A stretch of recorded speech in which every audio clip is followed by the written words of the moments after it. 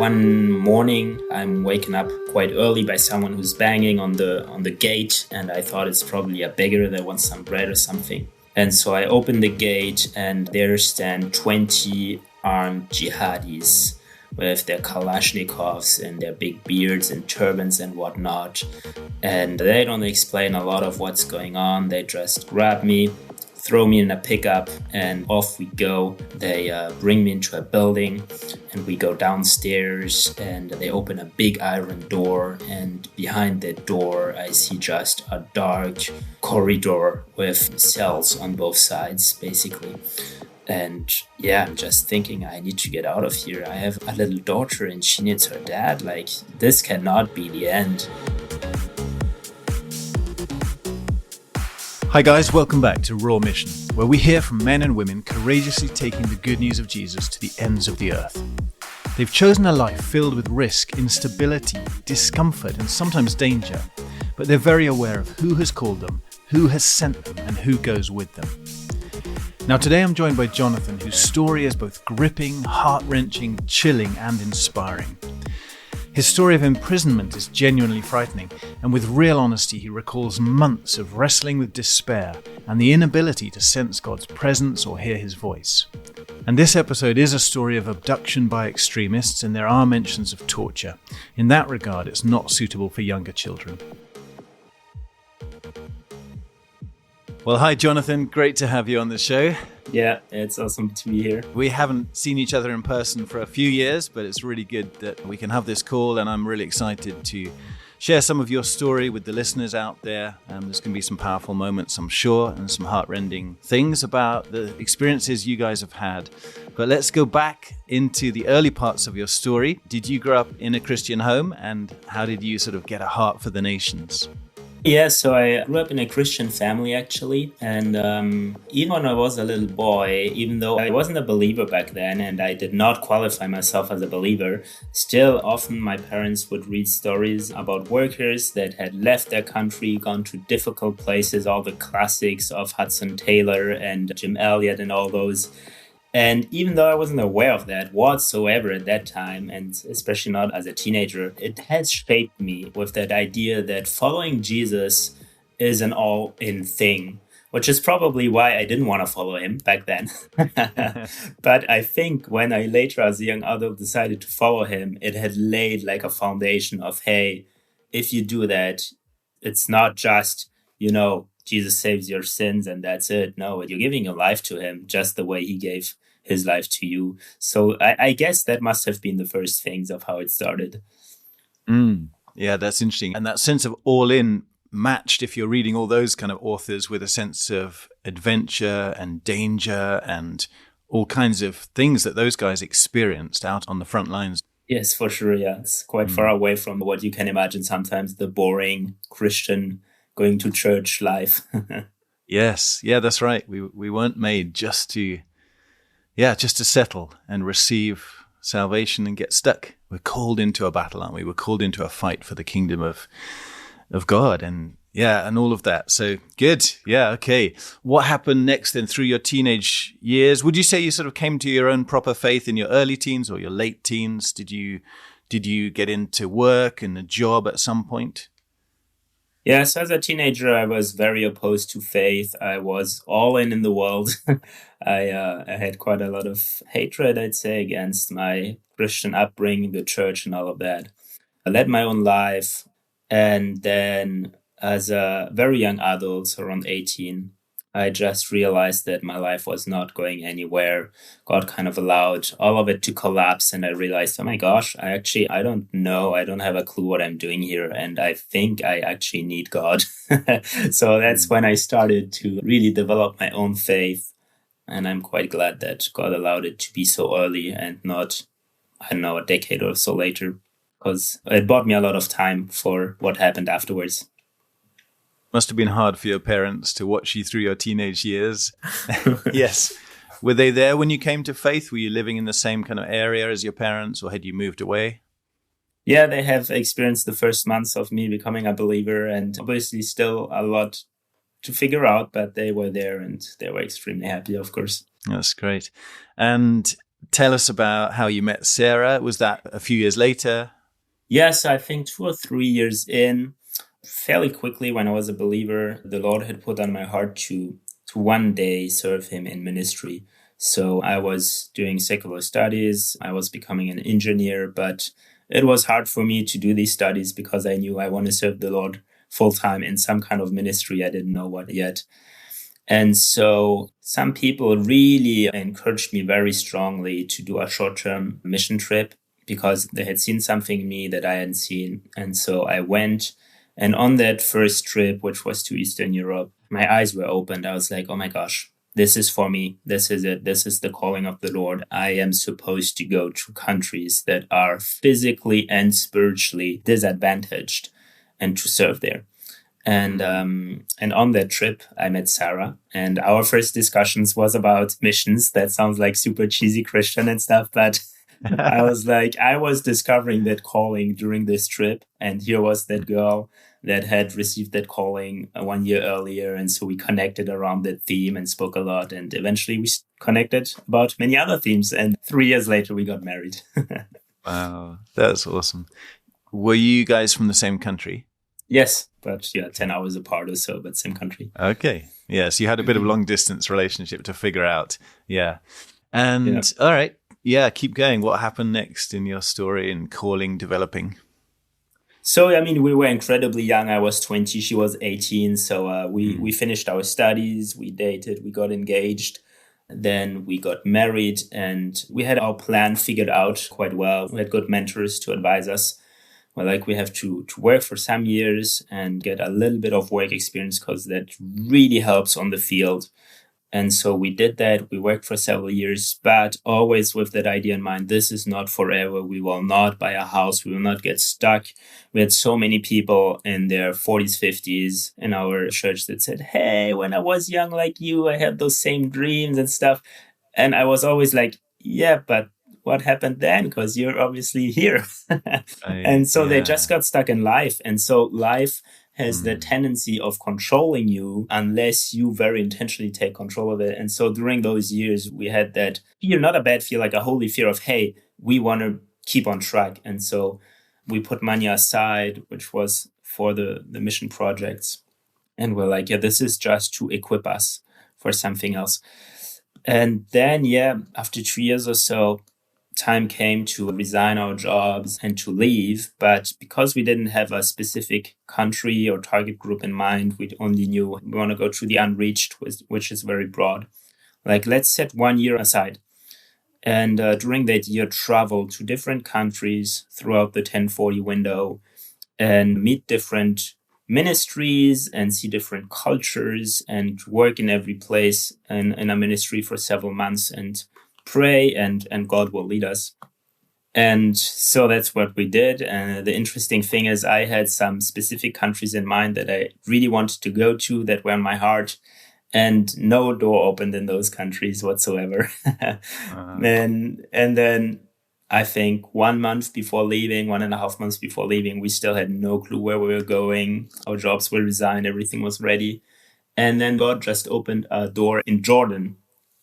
And it was back in the days when there was the civil war with Syria. And so very close at the Syrian border, there were huge amounts of Syrian refugees that were pouring in, and a local ministry of Arab Christians were taking care of them. And there was an opportunity to join them.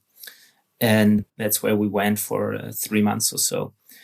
And that was another big milestone in our life, where God really spoke to us about serving amongst Muslim people, which wasn't on our radar before. Actually, it was specifically not on our radar because I always figured going, to a tribe, something animistic, and then you go there and all of them become believers and you have 500 baptisms and there's revival and whatnot. And so because I knew that Muslims is pretty hard, I was like, let's not go there. But when we were there, the combination of the despair of the people and they had lost everything, the neediness, the spiritual neediness, and also during that time, I read all those books that are speaking about the disciple-making movements that are happening in those last decades all over the Muslim world, I realized, oh my gosh, something is changing. It is places that are still hard and where fruit is not systematic, but God is doing something and I want to be part of it. Yeah. So definitely those months changed our life. So when you went there, you knew it would just be for 3 months, a short-term experience in that sense? Yes. And we actually moved on then to 4 other countries, but the significant one was that first one, Jordan, among Muslims and among refugees, displaced people from a war country. And was that when you decided to go to college and get some further training? Yeah. And so after that year, we came out of that year knowing for certain we want to work among Muslims and we want to target crisis and post-crisis countries because we realized that our professional skills could match in that type of environment, but also because we just have a heart for those people that have lost everything, that are in deep despair, where the physical need is great. Yeah. And just be Jesus to those people. And so after that year, we did a 1-year mission training on, well, there's a biblical part, but also on how to go into another country, how to learn cultural language, and how to contextualize yourself and the message to those people. Great. Was that a place where, you found the mission organization you wanted to work with, or had you worked that out before you went to college? During the year where we were abroad, actually, on our trip, we had started to document ourselves about the organizations, and Frontiers really stood out to us in terms of, they're focusing on the Muslim world, and also disciple-making movements is very strong. And that idea of we really want to implant small, maybe underground communities, if it's necessary in the country, but that have that DNA of multiplying and reaching others. Great. Okay. And then it sounds like you and Sarah were on the same page in terms of your heart, willing to go to tough places, post-crisis places, or currently in a crisis. Some couples find it hard, because one is more drawn to this part of the world and another one's drawn to this part of the world, or to sort of different kinds of ministries. One wants to work with the poor, one wants to work in high-level education. But was it fairly easy for you guys to just, we're willing to go, wherever? And how did you agree on a country? Yeah, that is a great question, actually. So the year that we did abroad with Jordan and those other places actually was a year of really learning how to lay down our rights and our desires and to enter into obedience. So it was actually not an easy process for both of us. And it was harder for my wife than I, because by nature, I'm a pioneer. I'm an adventure guy. I love crazy and difficult stuff. And so it was slightly easier for me, but even for me, it was tough. My wife, by personality, needs security and stability, which is definitely 2 things that this type of calling does not provide to you. And so she has had a really, really hard struggle for months during that year where she was like, I do not want to do that. Sometimes she even told me, I don't even want you to talk about those places and countries anymore. And so that was hard for me. I was like, well, I really sense the Lord is doing that, but she also is not there yet. But then God did it in his timing. He really brought her to this place of laying down her life and saying, your will be done.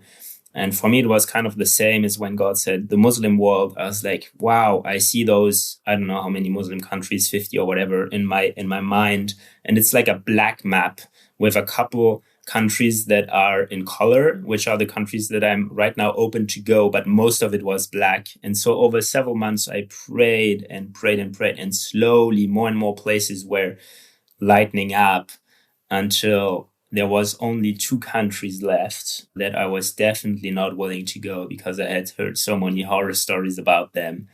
And I remember distinctly the day where those 2 countries lit up as well. And I had this amazing feeling of saying, Lord, I'm ready to go wherever you call me to go, whatever country. Here am I, take my life and send me.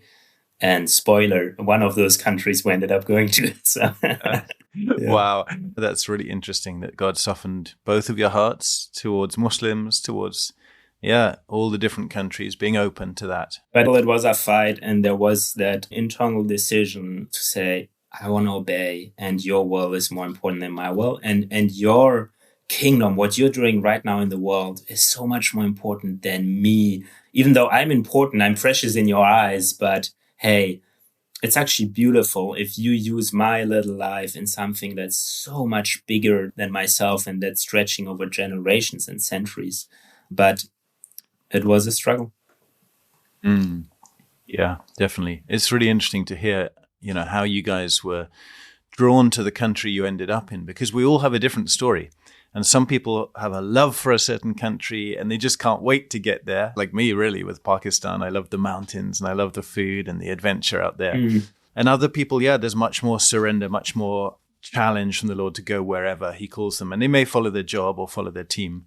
But he does work in all of us in different ways. And there will always be hard things about where we go. And there will always be some things we find, I didn't know, but I really enjoy that in that country. So during our year at the mission school, God started to put a country on our heart. And first it was very subtle and small and didn't feel very certain. It didn't feel like a calling. It was just like this country that's coming back, mainly to my mind a lot.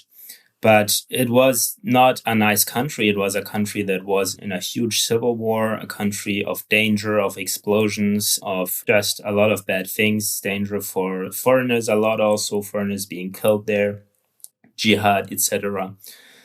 So we just put that out to God. And the moment we did that, over the next months, there were so many confirmations that started to pour in. We met people that were serving in this country, which in 28 years or whatever, had never met anyone from there. We were meeting them on a weekly basis.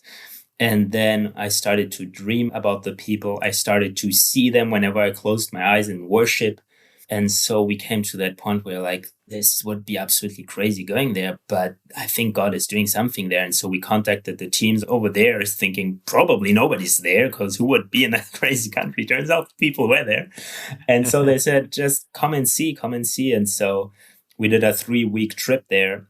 And that trip was both very sobering and also kind of put things into perspective. Sobering because we saw the dangerous real. Every team could tell of a coworker that had been killed and other hard traumatic stories. So we saw, yes, this reality is there. If you accept that calling to there, there's a chance that you do not come back, or maybe you go as a couple and you come back single, which is incredibly hard.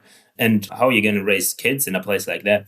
Like all those questions. But on the other end, we saw, okay, those people still live there. A lot of them have families, kids. They have a life. It's actually doable. And we just love the people, generous, beautiful people in the country. And when we came back, we received several prophetic words from several people. And we just came to that point where we said, okay, this is not a matter of choice anymore. It's a matter of obedience. But if I say no to that calling, then why am I still following Jesus? If I'm a disciple and I'm not following what he tells me to say, I might stop being a disciple altogether. And my wife always says, understanding Jonah for the first time, when God tells him, go to Nineveh, he jumps in the boat to the exact opposite direction. And she's like, that's how I felt. But I knew that it's from God. And we said yes. And the moment we took that decision, God really put peace in our heart that was growing and growing over the months. Love for the people and excitement. The 6-month period where we're getting ready, we're excited and happy to go there. And gosh, it was the best years of our lives actually being out there. Be Okay. So then you did all your preparations. I mean, were you going out there to be an engineer? Was Sarah going to be working out there as well? Or would she, be doing ministry, but without having to do a job at the same time? Yeah, so obviously the professional presence and identity is very important. You don't enter these types of countries as something Christian or whatever, or as a tourist. Clearly not. So that's very important. The good thing is for our first 10 months or so, our TL, he had a business there and he could invite us on a visa, work visa, but we didn't need to work. And so we could just do language. So we did 10 months of just full language learning. And then that would also give us time to figure out the job part while we were in country. And that was very helpful. And were you excited about using your engineering, or were you thinking, I can do other things as well? I could be involved with business or teaching or something else? So as an engineer, I realized that the most helpful thing is if I'm not too technical, but I have a very broad approach. And so I choose project management engineering. So that is so broad. You can build a school with that. You can be involved in many different things, micro business or whatever, which is what I ended up doing. I started a project there to help people launch their own businesses. Yeah, it's an important part of working overseas these days, isn't it? And lots of people in our organization are learning business skills and how to bless communities through really good kingdom-minded business. Yeah, that's important. So tell us about, when you first moved out there, what was it like? Okay, we're not just visiting now. We are here to live. We're here to learn language. Just try to describe the street. Try to describe your home, the temperatures, whatever the challenges, the initial feelings were about being there. Yeah. So our first year on the field was not typical because a lot of workers say that the first year is very hard and you have culture shock and you just want to go home and stuff. Because we had lived all of that in our first year when we were traveling through the world, figuring out our calling, we had culture shock, we had doubts, we had so many things. We had already lived that in other countries. And so we started with expectations that were so low that reality could not possibly be lower than that. And turns out reality was better. And that is actually helpful. And that's a tip for people that are going out there. Start with low expectations and then you cannot fall lower. And so, we had a great year actually. Everything was so different. And I remember just waking up in the morning saying, wow, God, I'm in this war-torn country. And the only reason why I'm here is because of you, because you asked me to go and I'm here to serve you. And I just want to enter into your plans. And so in the beginning, we weren't allowed to go out of the house by our own. We had to always have a teammate that was proficient in language with us or a local that speaks the language with us or something. And then after, I think, a month of language, we were allowed to walk on our own. And then after 2 months, I was allowed to go to the bazaar on my own. And so because security was such a big deal, it was fairly restrictive in the beginning. But we started language on day 2 or 3, I think.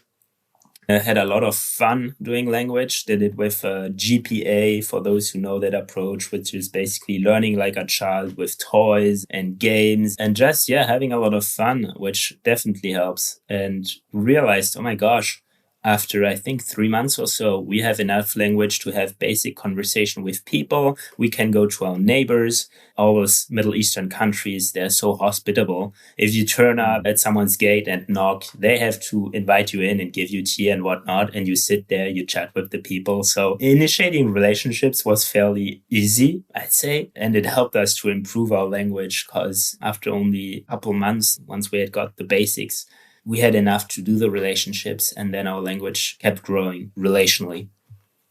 And were the people there happy to get to know you as outsiders, or were they a little scared of you or suspicious of you? How were you received? Yeah, that's a good question. I always think that the vast majority of the country was very suspicious of us and did not like our presence.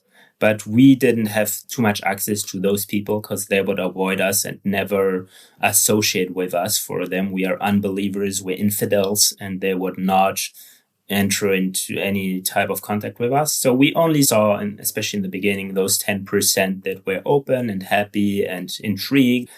And so we didn't get too much hate in the beginning, later a little more. And we were blessed by God because our house was in a little street, a little dirt street, where a lot of community life was going on. And our house was basically between two houses where two brothers lived with their families, so probably 20 plus people in each family.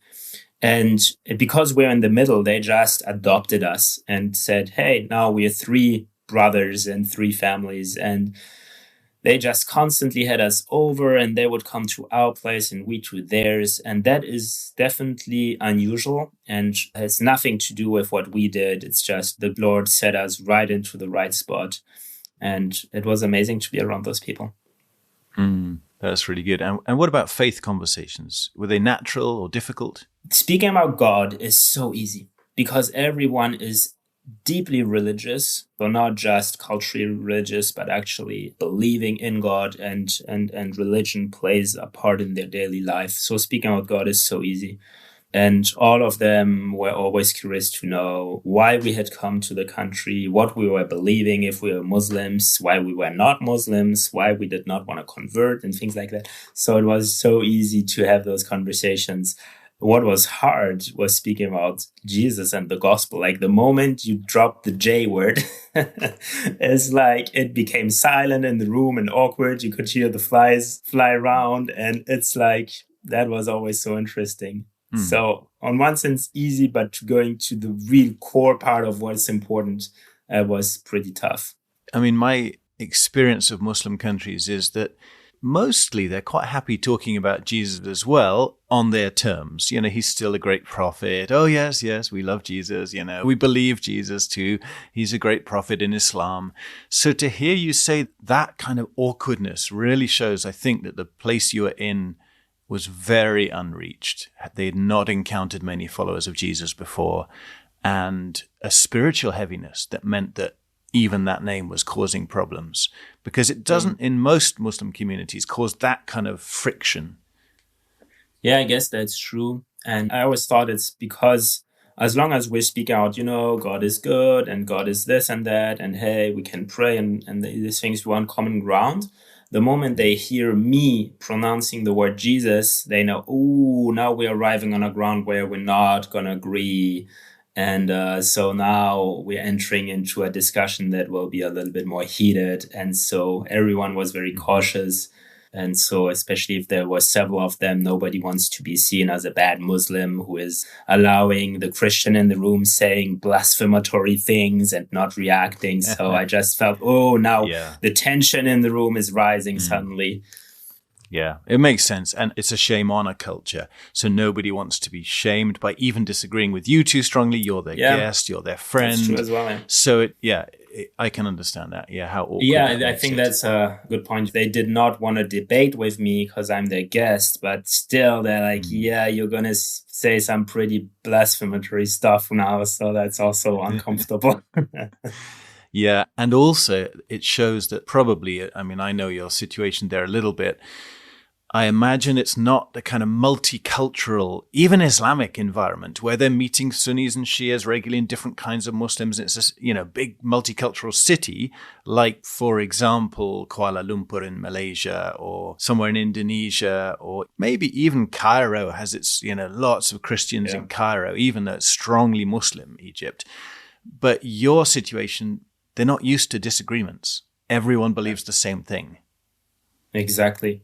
When you have a community or culture where there's one faith, one way of interpreting that faith, everything is monocultural, mono-religious and things like that.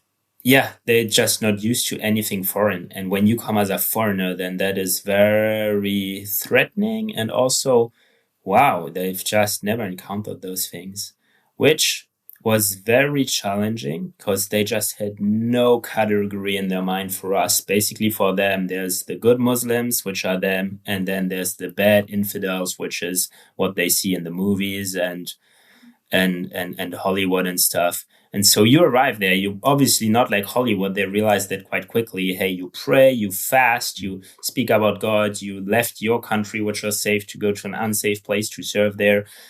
But you're also not a Muslim, so they just don't know what to do with you. And actually, what made things much worse for them is when we prayed and God intervened, like we had a couple of healings happening or things like that. Especially my wife, she's seen quite some things, or where she prayed for issues in people's lives and issues got resolved. And then their whole worldview was just cracking. Like, how does that infidel has more access to God than we, the good Muslims? Like, we prayed, nothing happened. She prays, something happens. And it's like the world doesn't make sense anymore. And that was always quite interesting and a lot of opportunities right there. That's good. I mean, that's why we're there, isn't it? To start breaking up these preconceived ideas, these blocks of understanding that they have of what a follower of Jesus must be. I mean, I don't know how you identified yourself. Would you use the word Christian, or how did you try to explain to them who you are that's in a different category than what they're imagining? Yeah, so I probed around a little bit with different things. I never used the Christian word in that country because it is so negatively associated. Like, it is not a good word and it's not helpful calling you that self. So in the end, I always called myself a follower of Jesus. They usually would refer to me as a Muslim when they presented me to friends or something, which is probably for some people because they were too uncomfortable to say to their friends that they're hanging out with someone that's not Muslim. But for others, it was also genuine because they saw me doing good things. And for them, a good person and Muslim is basically synonyms. It's basically the same thing. So they acknowledge by that saying, hey, he's someone who fears God, who's not doing anything immoral. He's a good Muslim. Yeah. And I usually totally. left it there. I wouldn't contradict that. Exactly. Yeah. In the broad sense, one who submits to God. Islam means submit. So in that general sense, I mean, they also call Abraham a Muslim. They call Jesus a Muslim. Yeah. So in the broad sense, okay. Yeah, I understand why they say that. Yeah, it works. I mean, sometimes we think of scripture. Do we have precedent? Is it okay to let them call me a Muslim without challenging that? Well, you can go look at Daniel, and he was given the name Belteshazzar in the book of Daniel, right? That was the name of an idol. I mean, Baal, it came from that name. And even Queen Esther, quite possibly that came from a pagan name as well. So we have to think about these things and sometimes accept uncomfortable names or titles. But yeah, interesting And I stuff. much rather, rather than challenging the name and engaging a debate around that, just redefine what it means to follow God by my words and by my deeds and let that speak for me. And did you know of any Muslims in your area, in your region, even in the country, who were following Jesus, whether secretly or not? Yeah, so I know that there were obviously followers, there were a community of followers, however, not where we lived. So where we lived, there weren't any. There had been some that had moved away. And so, it was just deeply unreached place. Yeah. What were some of the physical challenges of living there? Were problems with electricity or problems with heat or bugs or, I don't know, water, food? Yeah, I mean, obviously, the winters were quite cold and the summers very hot. Actually, it's just because the houses are not made the same. And so even if it's 10 degrees outside, you are freezing inside. So that was a challenge. Yeah, obviously, water sometimes wasn't there. Electricity cuts every day for a couple hours. But you work around these things. They're slightly annoying and they make a lot of things take more time. But you get used to them. I think the hard thing was the security restrictions, which were very heavy because as foreigners, we were still targets and also seen as enemies by a lot of people. And there were extremist jihadis out there. So we had restrictions on where we could go and couldn't go. Usually when we left our place, we had to text someone from the team and tell them I'm going to that place for that long and I will text you when I'm back.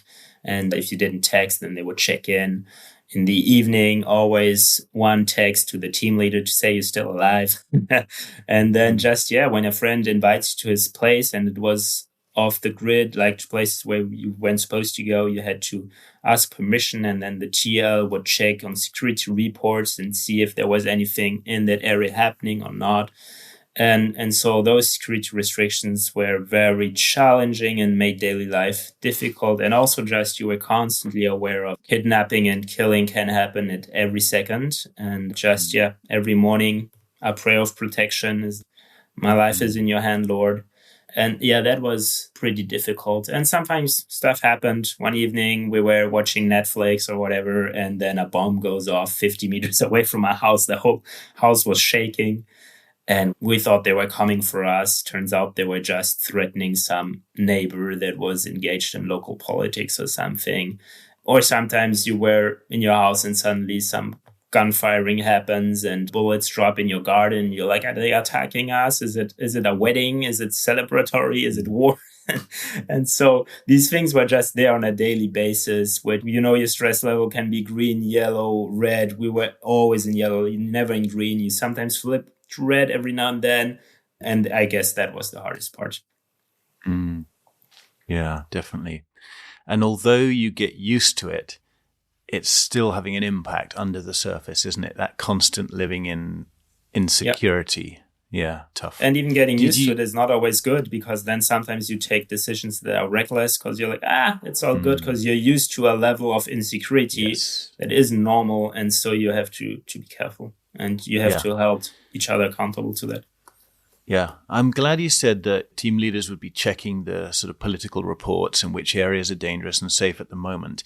Because I think a lot of our listeners think, oh, these guys, like if they're missionaries out there, they just talk to God all the time and they don't worry about security. But it's not like that, is it? You talked about, yes, of course we pray, we say our lives are in your hands. And I'm sure you're asking God, okay, we've had this invitation. You're trying to put yourself before the Lord to be wise and listen to the Spirit's leading, but you have to kind of check the news and be aware of the politics around you as well, right? Yeah. Yeah, I think you said it all there. It's like we received daily reports from an international NGO that was doing that. And so in those emails, you have all the locations, everything that happened. You put them on a map. You check, hey, is it moving to our direction? Is it still safe for our team to be here? Do we have to evacuate, which we sometimes did for several days or weeks? And what can we still do? What is unwise? And then sometimes you get this amazing invitation from a family that you feel like I have to be there. And you're like, yeah, it's not a very safe location. And then you just have to pray and say, Lord, is it worth it? What are you doing there? What do you want me to do? And sometimes you just have to go. And sometimes you have to say, no, it's not wise. And Yeah. And often you'll never know. Was that a good decision or a bad decision? You don't know, because you stayed or you went, and you don't know if the Lord protected you from something crazy. So even biblically, I mean, we had to wrestle with these ideas in Pakistan because the school was attacked and Christian hospitals were attacked. I had team members who were in the church when grenades were rolled in and 5 people were killed. So I know various people who were in terrorist attacks, even though Pakistan as a whole is not that dangerous to live in. But we had to wrestle with the theology. And I remember, just saying, actually, Scripture is clear that there are times to stay and there are times to flee. Even Jesus said it, didn't he? He said, if they persecute you in one place, flee to the next. Paul was let down in a basket from the wall by his disciples one time to escape the city. Sometimes they stayed despite the danger, and sometimes they felt, no, we need to leave to be wise in this scenario.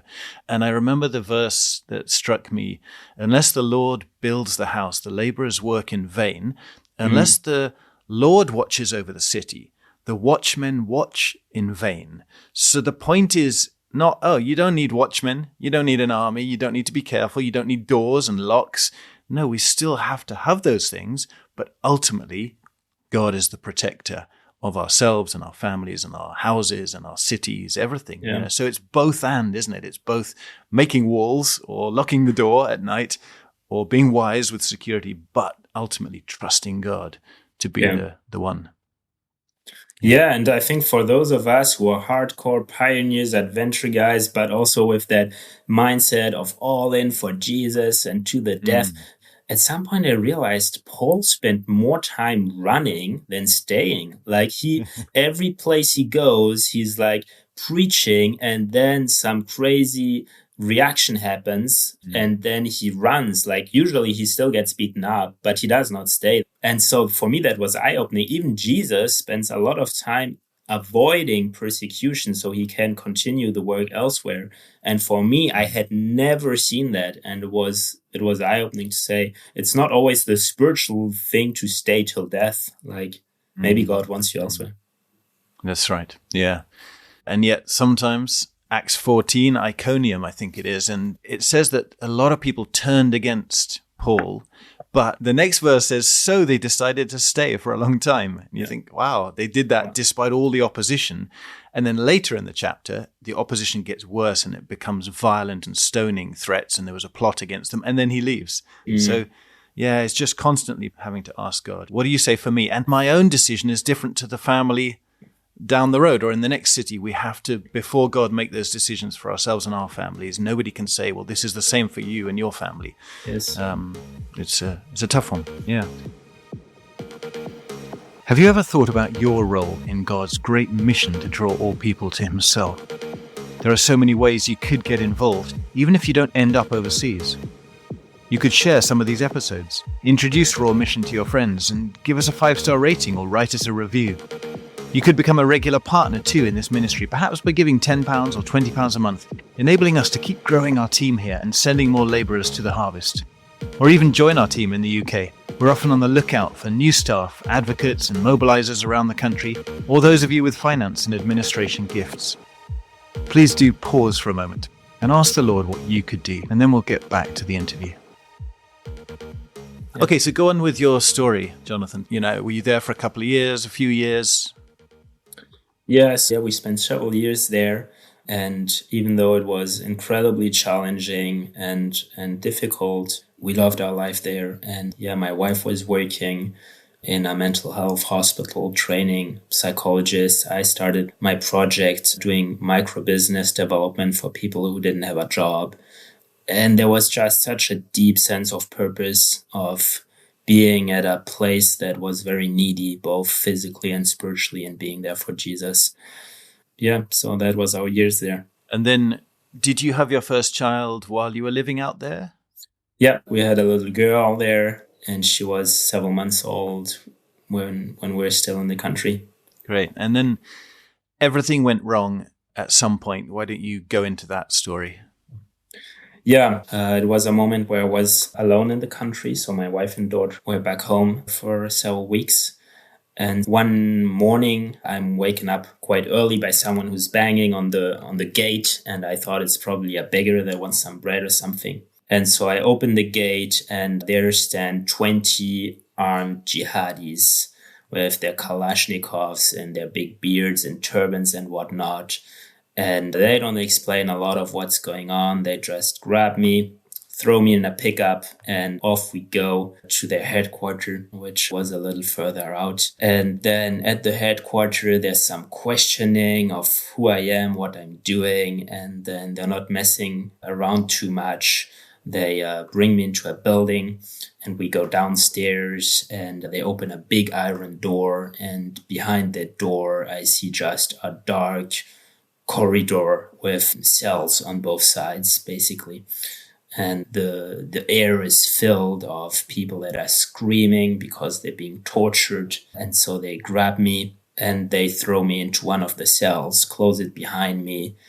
And so it's all dark. There's only light in the corridor. The cell is pretty dark.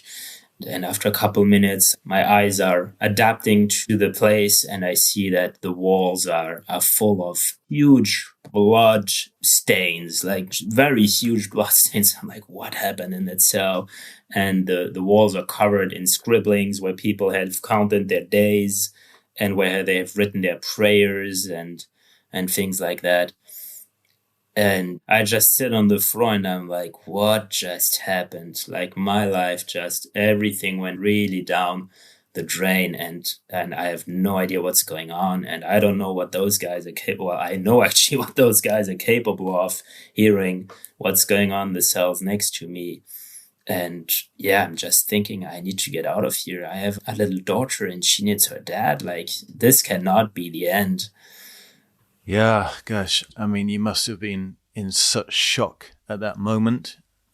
Yeah, I can't imagine not knowing what is happening. Because had they explained anything, just asked lots of questions? They had just hinted that they knew that I was not here for what I pretended to be here. They were like, you're not a business person, and we will get out what you're doing here. And that's it. There was another believer thrown in there with me, so I wasn't all alone, which was good. So it was the two of us in that little room. So we spent the first night there. I don't think that we slept with all the yelling going on and just the fear of what's going to happen next. We spent a good amount in prayer and trying to do some worship, and also just fearing for what would happen next. And so they kept us in that place several days, and it was just a very dark, dangerous place, and we really hoped that we would get out as soon as possible. And what followed was basically some crazy weeks of being transferred to one place to another. They dragged us all throughout the country. They displaced us into different secret underground cells that they had.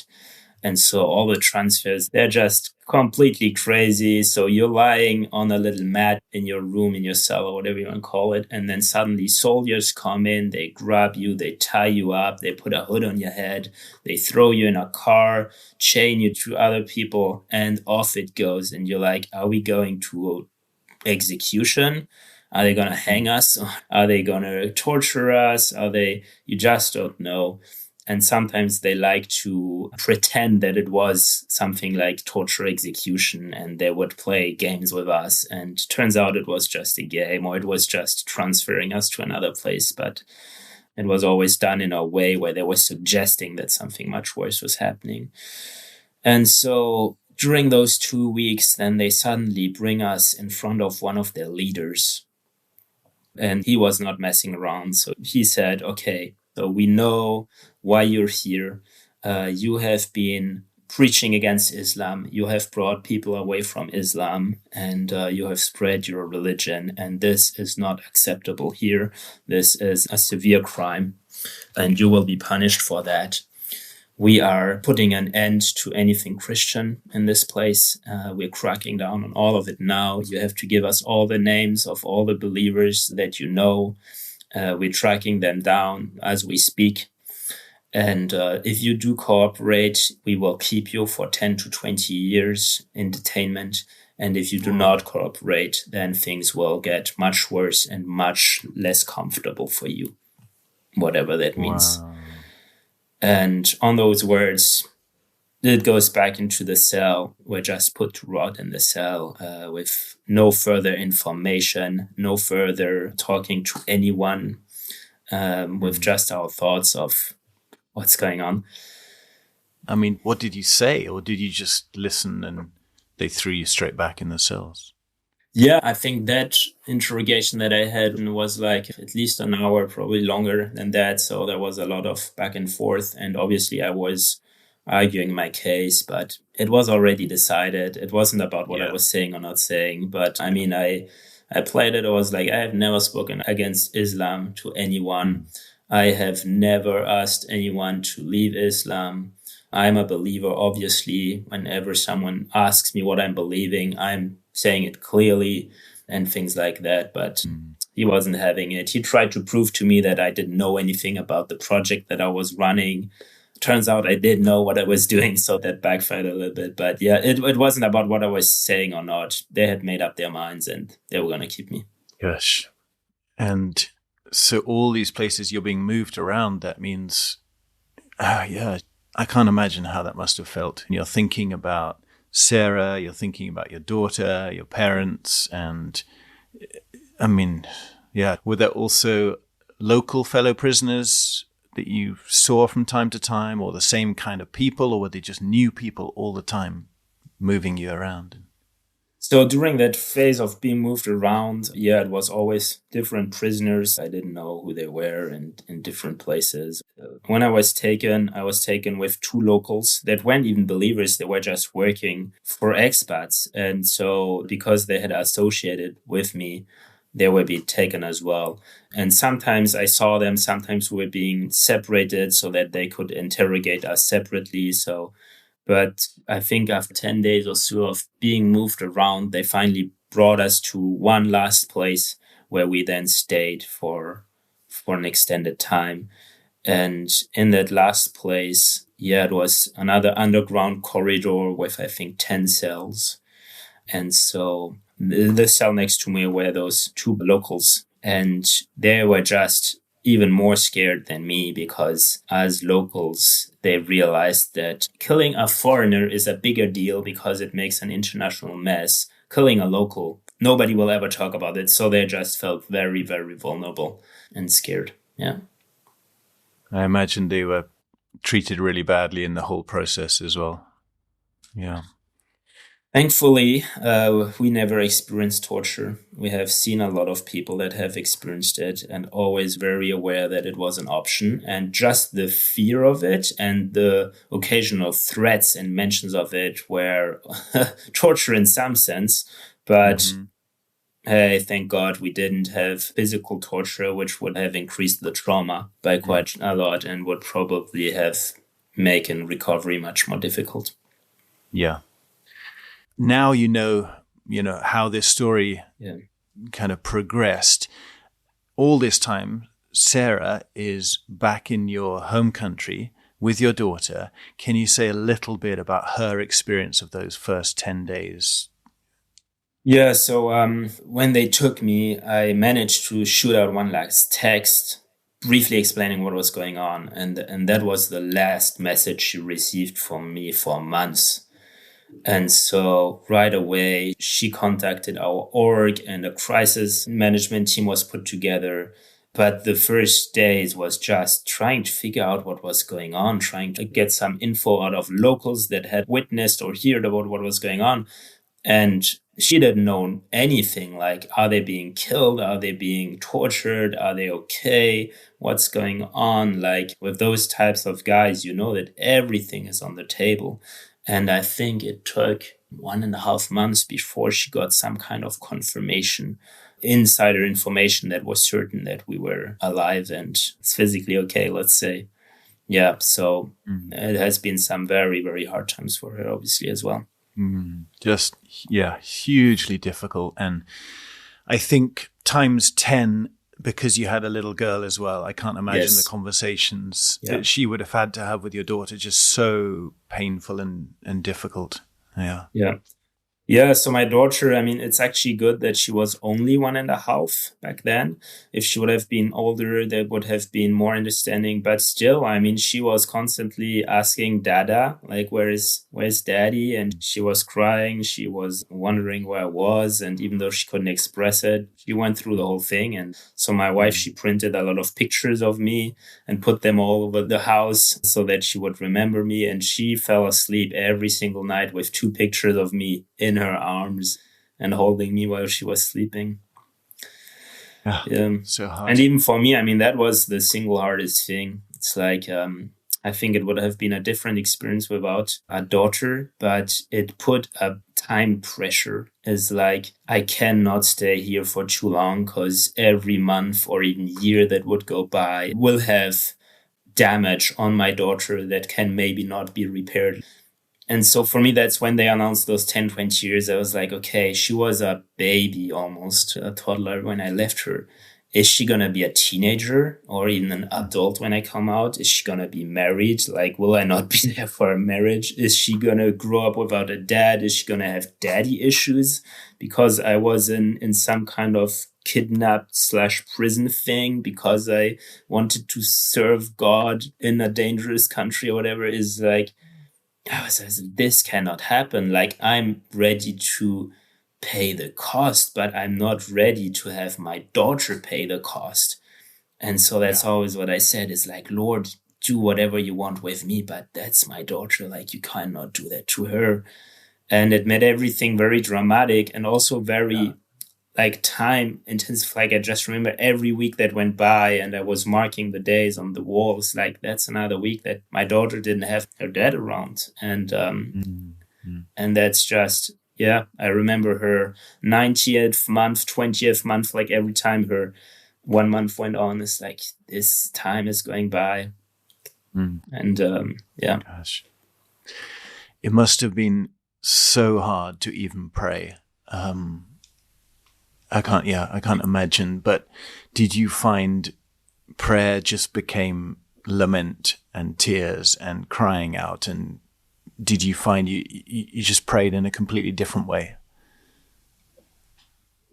Yeah, I mean, if we dig a little bit into the spiritual aspect of things, it has been very unexpected, I must say. I've always thought, hey, I mean, persecution, prison, and these kind of things are obviously incredibly hard. But I've also read so many testimonies of people that have really been blessed during those times, have received a vision of Jesus, or, even those crazy stories where when they get out, they're like, no, I wanted to stay longer to have more time with Jesus, And so I had that expectation of these times there must be a special presence and sense of presence of God.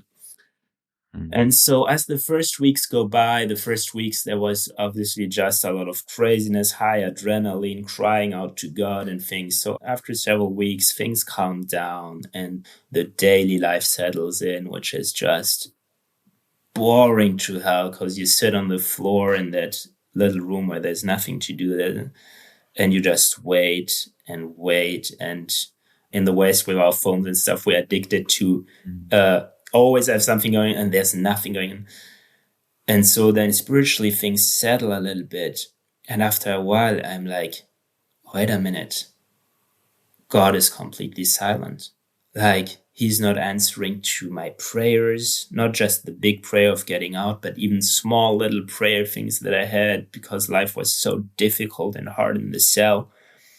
I can feel his presence, and usually my prayer life is dialogue where I communicate with God and I receive his words and stuff. And I'm like, in the cell, nothing, absolutely nothing. God is silent and absent. And I was shocked and even, I guess, offended by this. I'm like, God, do you remember that you called me to this country? Do you remember that, like, I came here for you, and the only reason why I'm here, cut off of my family and my daughter's growing up without me, is because of you. And now that I need you more than ever before in my life, you're just silent. And it was actually, that was probably the hardest thing. It wasn't the cell. It wasn't being separated from family. It was God not being there. At least I couldn't sense him. And that was so unexpected. And so, yeah, the weeks go by, even months go by. And I just, every now and then I have a little moment where God says something or a little word of him, which was moments that I cherished a lot. But most of it, the vast majority, was just painful silence. In the moment, that sounds terrifying. And just that emptiness. I can't imagine how hard that will feel when you just think, this is the moment I should feel his presence more. Surely everyone's praying for me back at home, but I'm not experiencing it. And then now you're looking back a few years later. Do you feel that you have a slightly different perspective or understanding, or do you feel closer to other Bible stories that you didn't before this experience? Yeah, I mean, I could speak about that for probably 2 hours. But the short version, I read a lot coming out and listened to a lot of believers who had been through similar things about, well, first of all, suffering, but then also specifically the silence of God. And I just realized that it's a topic that is very present in Scripture. And we always know the scriptures that say, never will I forsake you, never will I abandon you, and I will be with you every single day. But we kind of forgo those other places where there's men and women crying out, like even Jesus at the cross, my God, why have you forsaken you? He's citing a psalm where the psalm writer is actually also living through that same experience. And the night when I was released, I just remember going through all those Psalms and Job and those books and reading every single passage about God being silent. And I just cried and cried and cried, and realizing it's all in the Bible. Like all those prayers and anger that I shouted out to God for months, it's all in the Bible. Like it wasn't sin of my part to say those things to God. It's all there. And then reading even great heroes of the faith that we know, like C.S. Lewis, you have Martin Luther, St. Augustinus, and so many others that have been through those desert phases of God's presence not being made available to them, and how that has been very hard. And so it kind of tells you, okay, this is part of our faith. The good thing is that's not the only thing, but it's also part of our faith. And then understanding why God does do those things. And then later on seeing the fruit in our own lives. We have both, my wife and I, had a great phase of spiritual revival when it was all over, and God has come back to us in a very loving and tender way. We've been restored, and everything that has been taken has been given back 100 times. And we are deeper people than we were before. Our faith is deeper, our connection to God, and our ability to be there for those who are suffering is greater. But all of that came afterwards. Like, it did not happen in the trial. But on the other side, I can very honestly say today, Lord, I'm so grateful for this time, and please make me never live it again. Yeah. But I'm so happy it happened, and I would not want to be another person than the person I became through it. Wow. Yeah, that's powerful.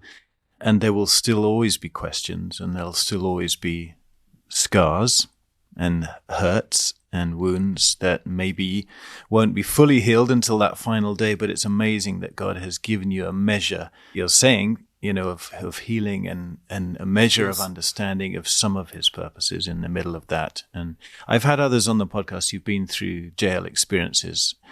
And I remember Andrew Brunson talking about how he pretty much had given up his whole faith while he was in prison, but he just hung on and he just got through. And then, there was a level of faith coming back and being restored later. So we can learn from your experience, and I hope that will encourage even our listeners who are just going through tough times in their own walks with the Lord. And it might be nothing to do with the experiences you had, but it could be a broken relationship. It could be a child who's sick or a bereavement. And they think, I can't hear you, Lord. I don't know where you are. And there will be those times in life, for the believers. Yeah, I always have that image that I heard once about a tree who goes through a time of drought. And the tree is crying out and is like to the gardener, why are you not giving me water? Like, I need water. The tree is about to die. But through the drought, he is forced to grow deeper roots to access deeper lying water sources that he hadn't access to. And so when the rain comes back, the tree has gotten stronger. And that's just how it is. It's like in those extreme times of trial, and you don't have to be kidnapped, but through those times, your roots are being deepened. And you probably do not feel it while it happens, but it's afterwards that you see the result. And so you mentioned that guy, and I came 2 times very close to abandoning faith. And I think one day, even for half an hour or so, I was like, Lord, I'm done. It's over. I don't need this anymore. Like, my faith is the thing that makes me suffer the most right now. My life is an absolute nightmare. Every single day is a nightmare. And I cannot have this additional suffering of praying to you every single day, worshiping and reaching out to you with you being silent. And then I think half an hour later, I was like, I just came back crawling. I was like, I'm so sorry, God, I need you. But it was this constant struggle. Wow. Yeah. Well, and for anyone who has suffered, I think you know that it's ups and downs. And those ups and downs can take days and weeks. They can take minutes. You might be 1 second crying out to God in anger and the second after praising God. And so one thing that I realized fairly early on is I need to take control of my thoughts. Like, my thoughts are so black right now. I'm in this place of hopelessness and deep spiritual darkness. And if I let my thoughts take control, I go down. And so I had found a little piece of metal on the floor, and I used it to write things into the wall next to me. And so I was writing down truths that I would preach to me every single day. And the first words and the most significant ones that I wrote down is just 3 simple words: He is worthy. And so then there's other scriptures and a couple songs that I wrote down, but I would just say them to myself every day. It's like, He's worthy, He's worthy, He's worthy. And that's the perspective that I really try to keep, is He's worthy of our lives. He gave His life for us. He's worthy that we give ours for Him. And He's worthy to be suffered for. He's even worthy that I spent my whole life in here. Yeah, and that is the thought that really kept me hanging in there. And the main thing was also, He's worthy of worship. And worship doesn't depend on place. It's like, He's as worthy of worship when I was happily out there enjoying my beach vacations with my family than now in the cell. And so I tried to have this discipline of worship, which was difficult because I couldn't do it out loud. We had Muslims in the cell, and they wouldn't allow me to do that because they were afraid that the jihadis would kill them if they if they, as Muslims, allow me to sing and pray Christian things. So I did it in my head, but just this spiritual habit of worship and fixing my eyes on the fact that he's greater, he's worthy. And yeah, that did carry me to some extent. Didn't make it easy, but it gave me still purpose to say, okay, I'm a worshiper in chains. Mm. And you mentioned a couple of the songs you wrote. They're sort of just sort of worship songs that you'd listened to in the past, and you could remember the lyrics and write them on the walls. Yeah, so it's interesting. I couldn't remember Bible verses, even the ones I know because of the stress probably, but I did remember songs, and songs are more deeply rooted in our emotions. And so I had some really beautiful songs that came back to me, and all of them were actually about trusting in God. There's a powerful one of Lauren Daigle that says, even when you're not opening the sea in front of me, when I need to walk through, if you're not taking away the mountain that I need you to take away from me, and even if you're not answering the questions as I cry out to you, I will trust in you. And that was just my situation. And so several songs like that just got a whole deeper meaning while I was down there. Wow. Yeah, that's really powerful. Did you ever think about the sufferings of Jesus personally that he went through, the beatings, the actual pain that he went through? Was that of any comfort to you? You know, that's a good question, and I would love to say that it was, but it actually wasn't in some sense, because, and that might sound horrible, but I was always like, Lord, for you it was all over in one morning, and for me it's been months. It's like, of course, your sufferings were way worse because the physical abuse was way worse, and the bearing of our sins and all of that, and way worse. But it was so confined in time. Whereas for me, the hardest thing of the suffering was it was just for months, and I thought it would be for decades. So I was like, how can I keep the perspective in that? And so sadly, it didn't give me a lot of comfort while I was in there. Thank you. No, thank you. Thanks for sharing that. That makes a lot of sense. Yeah, do go on then, and sort of how did it come to a conclusion? Yeah, so after several months, so I think with 3 months in or so, I start to realize we're getting close-ish to Christmas. It was still 2 months off, but I was like, oh my gosh, I'm going to be in here for Christmas. And obviously I'm going to be, because I'm going to be here for at least a decade, if not more.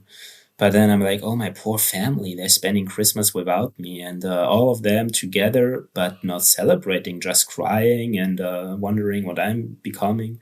And so I'm starting to pray like, Lord, you gotta get me out of here before Christmas.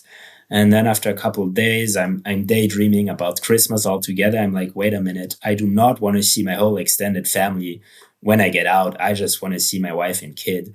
So I'm like, Lord, get me out 1 week before Christmas. And then I spend a whole week, just the three of us reuniting. And after that, we go to the extended family and celebrate all together.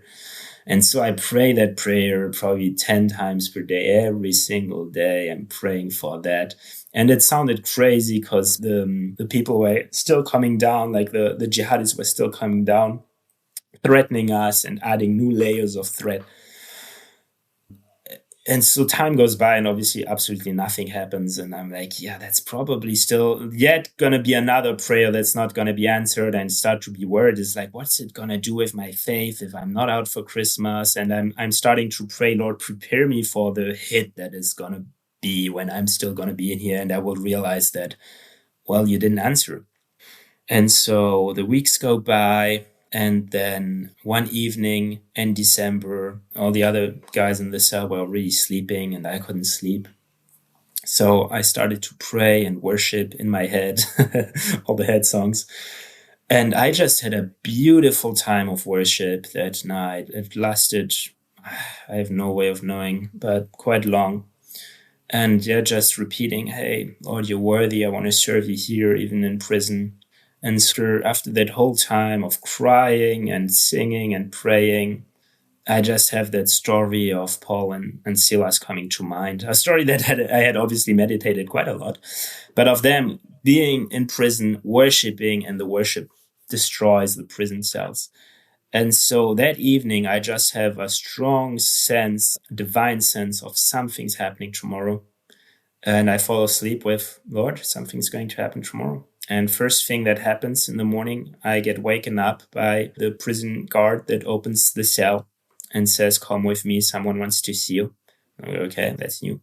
And so he brings me to a place where there's a person that represents my government and that checks on me, how I'm doing, and says, we are getting you out of here. We are a team working on you, and we can't give you any time frame or whatever, but going to get you out of here as soon as possible.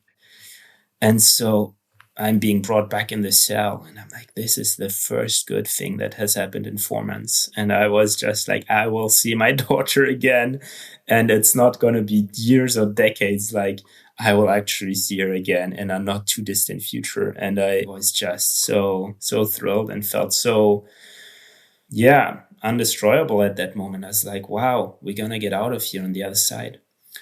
And then I think 10 days later or so, same thing. The prison guard opens the cell and it says to me those unforgettable words like, come and follow me, you're free. And first I'm like, do not joke with me. Do not joke. Like, is this true what you're saying? He's like, yeah, you're free. And so as I follow him through that underground corridor, I'm counting all the days again, which I had marked on the wall. And I'm like, we're the 17th of December, which is exactly 7 days before Christmas. Oh, wow. And so I just lifted my hands in my head in that place. And I was like, God, it's all good. It's all good between you and me. I have no clue why you have allowed all those things and why you've been so distant. But I know that it's not my government that has bailed me out. I mean, you used them, obviously, but you are the one who got me out of here on this specific day, and I will serve you until the end of my life.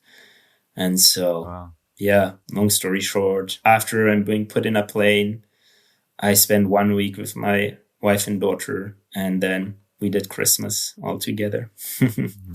Gosh, hallelujah. Amazing.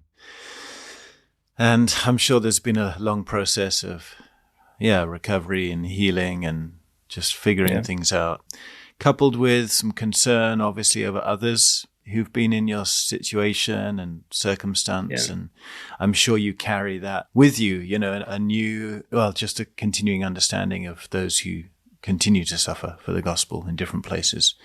Do you want to say anything about how that process has gone, the healing process over the last, whatever it's been, however many months or years, and where you find yourself now in terms of, life and ministry? Yeah, it's been several years now. And obviously the first months were only dedicated to reconnecting as a family and reconnecting with God, healing. We had some debriefs and stuff and people that were around us, which was great. Also just working with our daughter, and the two of us, we both needed to go through many things, and also just to go through it with God. And I think I had pretty severe nightmares for over a year, 1.5 years maybe. And now they have stopped. And what made it so difficult is that it wasn't just processing the trauma that had happened, but it was processing our grief of never being able to go back to that place. So we had worked for years to leave to the field and then to enter that country and then to live there. Like, that was our life. That was our house, our ministry, our everything. And there wasn't a plan B. And so now realizing this is not going to be possible anymore. Like, we didn't know where we're going to go. Are we just going back to our own country? Are we going to go to another country on the field? Are we going to work with refugees? Like, our whole life had dissolved. The only thing we still had was God and our family, basically. And so that took quite a long time. It's like, we just don't know where to go and what to do with our lives, because since we got married, it was always the goal of leaving. And so that actually took a significant amount of time, much longer than the healing process. We then started some work with refugees and things like that, but it also didn't seem like a choice. It was more like kind of forced on us.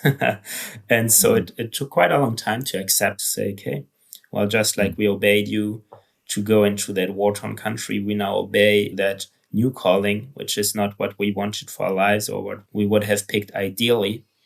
And also figuring out, okay, what does ministry now look like here? Because in the West, it's so different from where we were. So now we're working with refugees, mainly from the region where we have been serving. And in some ways, it's awesome because we know their language, we know their culture, so we can speak with them in their native language. We can help them with integration, with so many challenges that they face when they come from over there to here. And spiritually, we can share more openly. Yeah, nothing too bad can happen. I mean, obviously, whenever you speak about Jesus, bad things can and will happen because Satan's not happy, but it's not on the same scale, let's say. So there's just a lot of encouraging things. But on the other hand, it's just not in the country we love, and it's not the same lifestyle that we were used to. And I guess it's just something that we had to lay in front of the Lord and say, it's not about us. It's not about location. It's not about our happiness. It's about you. And wherever you want, whatever you want, we want to do. And I think that process actually took maybe 1.5 years or so, at least. Maybe on a deeper level, it's still ongoing. I think so.